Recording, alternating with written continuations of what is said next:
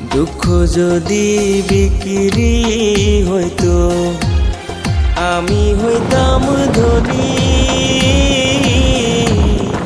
আমার কাছে আছে সই গো দুঃখ নামের খনি, সই গো দুঃখ নামের খনি।